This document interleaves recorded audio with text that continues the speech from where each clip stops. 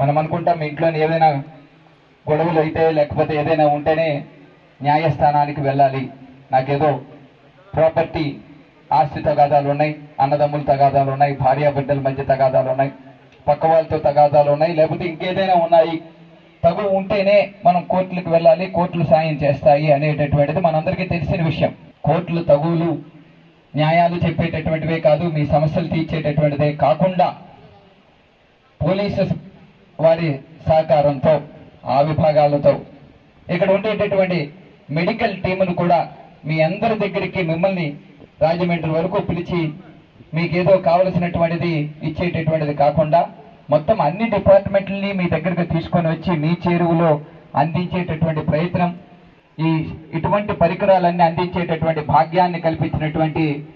న్యాయమూర్తి గారు అయినటువంటి బబ్దా మేడం గారికి ప్రత్యేకమైనటువంటి ధన్యవాదాలు మీ అందరి తరఫు నుంచి.